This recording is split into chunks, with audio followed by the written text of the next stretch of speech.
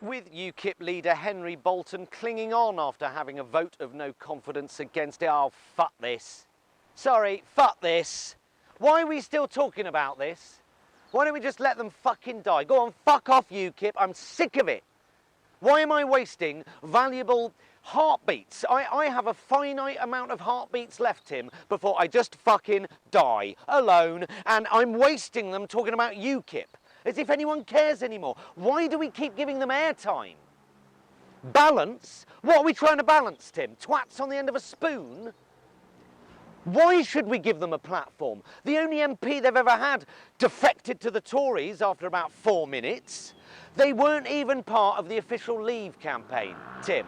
Their Leave campaign consisted of Nigel Farage hiring his own bus, driving from country pub to country pub, sampling local ales and complaining about Polski schleps.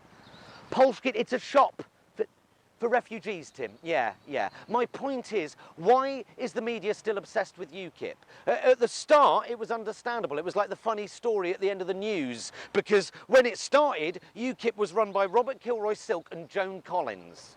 Campus Dale Winton's tits when it started, UKIP. It was like the comedy phoenix that rose from the ashes of the monster raving loony party. Okay, but they've had that death rattle since the day after the Brexit vote. Brexit killed them.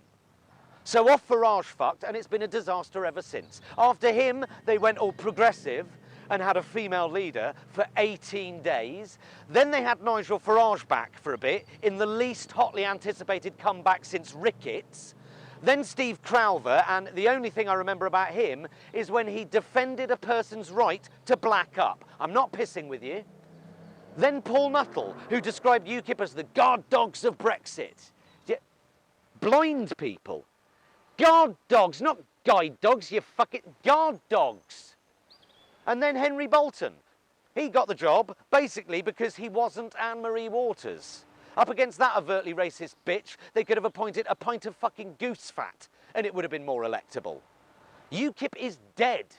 They've gone from 4 million votes in 2015 to an eighth of that at the last election. They lost 145 council seats in the last local elections, leaving them with a grand total of 1. They've got no support. Even the racists have got Britain First now. Why are they still being invited onto Robert fucking Peston? 20 seconds, thank you. UKIP is now officially fringe. 4 million votes in 2015, that made them the third most supported party in the country by quite some margin. Fine. Let them on the Andrew Marr show. Fine. But they're fucking over now. And I'm fucking over them.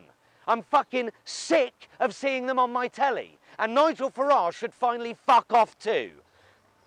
Thanks, Carol. To be fair to Mr. Bolton, it wasn't a unanimous vote of no confidence. He voted against the motion, so at least he's got confidence in himself. Quite how long he can...